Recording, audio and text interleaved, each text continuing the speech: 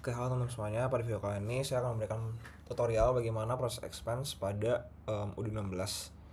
Jadi sebelum melakukan tutorial kali ini, kan harus membuat database terlebih dahulu dengan cara melakukan duplikasi database pada lab sebelumnya. Oke, selanjutnya kita akan masuk ke proses yang pertama, yaitu bagaimana membuat expense product. Jadi sebelum membuat expense product, kalian harus download dulu untuk modul accounting kit dari UD16. Jadi di sini kalian bisa langsung aja download modulnya. Lalu setelah terunduh, kalian bisa langsung ekstrak folder zipnya itu, lalu taruh di add-ons yang ada di folder SOL Udo kalian. Setelah itu kalian bisa langsung masuk aja ke Visual Studio Code kalian, lalu masuk ke ORMS Core ini. Lalu kalian bisa ke bagian manifest.py, lalu menambahkan dependensinya untuk base account budget dan juga base accounting kit. Lalu setelah itu kalian bisa langsung restart aja Docker kalian. Lalu setelah itu kalian bisa langsung login di Udo kalian dengan administrator. Jadi kalian bisa masuk.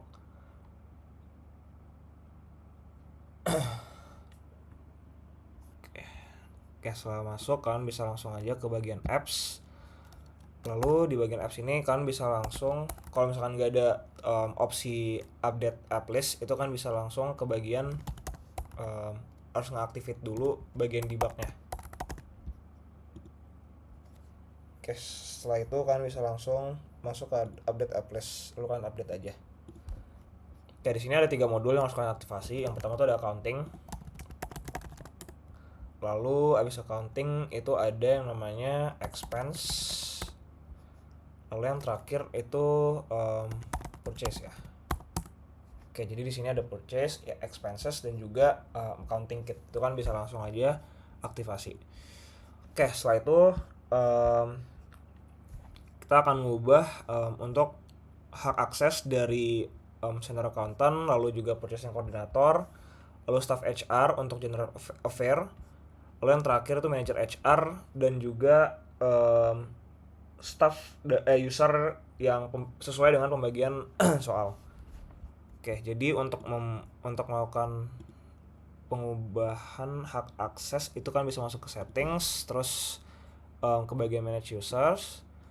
Nah, kalian bisa langsung aja contohnya misalkan di sini kalian bisa search aja. Nah, terus kalian pilih user yang pengen kalian ubah. Nah, di sini kalian pilih masuk ke field yang expenses di sini. Jadi kalian bisa langsung ubah aja sesuai dengan ketentuan soal. Jadi di sini ada all approver, team approver dan juga administrator. Tuh. Oke, setelah itu di sini kita akan ngebuat yang namanya expense product. Jadi expense product itu kan bisa langsung login aja sebagai Petra.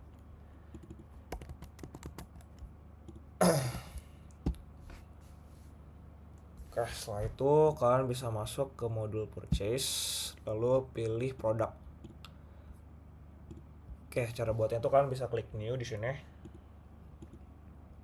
Nah, di sini kalian bisa pilih apakah dia untuk dijual, dibeli, atau misalkan untuk sebagai pengeluaran gitu ya. Atau kalian bisa juga milih produk type-nya, apa dia consumable atau service.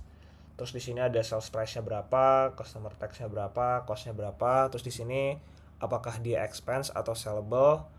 Di sini juga ada internal reference, jadi kalian bisa isi sesuai dengan ketentuan soalnya. Nah, terus di sini nanti ada accounting. Jadi di sini kalian bisa masukin expense account-nya. Jadi kan buat dulu namanya tuh sesuai dengan ketentuan soal ya. Di sini ada general affair, lalu kalian bisa buat sesuai dengan ketentuan soal. Tuh. Oke. Aku di-screen aja. Jadi di sini udah dibuat ya 4 produk atau 4 expense produk. Di sini ada penginapan, terus ada tiket perjalanan dan juga konsumsi serta akomodasi kendaraan. Oke, setelah itu setelah kita ngebuat expense product, di sini kita akan ngebuat yang namanya expense-nya gitu. Jadi untuk ngebuat expense-nya kalian bisa langsung login aja sebagai Hani. Setelah itu kalian bisa masuk ke modul expenses di sini. Nah, kalian bisa langsung aja klik new. Nah, jadi di sini kalian bisa tulis description-nya apa.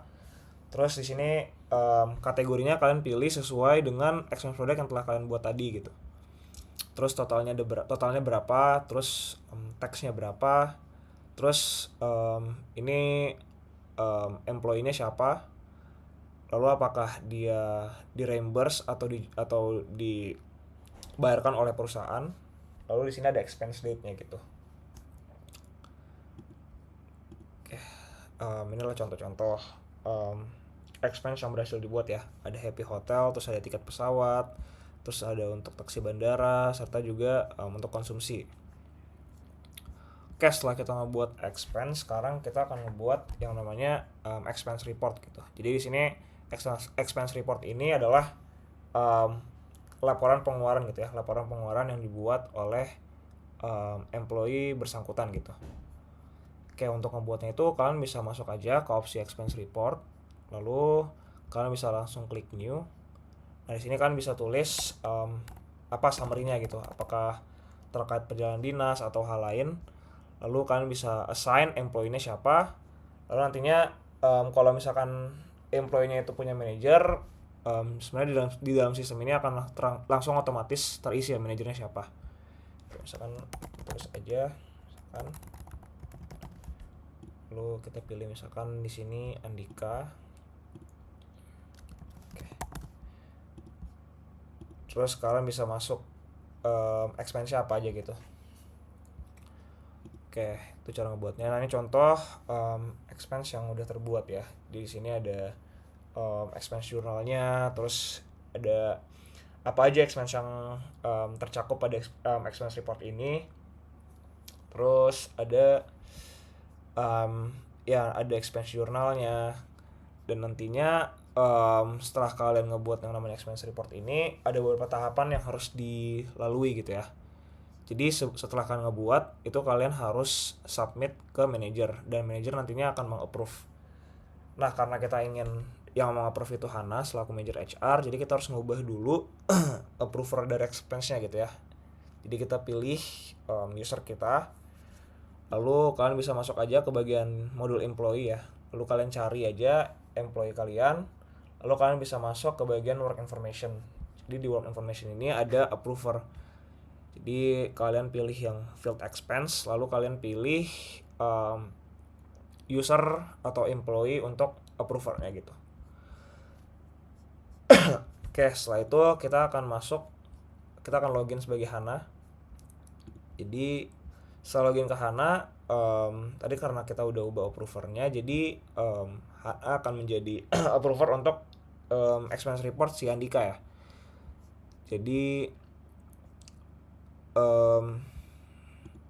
setelah di approve itu nanti harusnya tahap terakhir adalah senior accountant-nya adalah si Atala itu akan melakukan post ke journal entry. Oke, namun pada lab kali ini setelah saya mencoba melakukan post ya ke journal entry menggunakan account Atala, di sini saya menemukan error yang namanya jadi dia missing required account pada accountable line-nya gitu.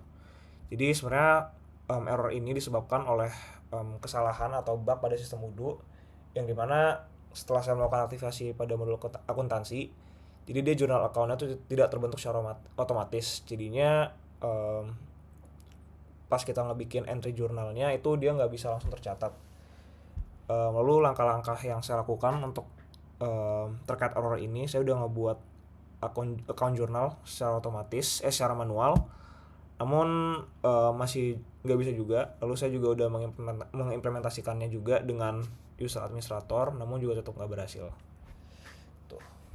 Oke, mungkin sekian video dari saya. Mohon maaf apabila kesalahan kata. Kasih.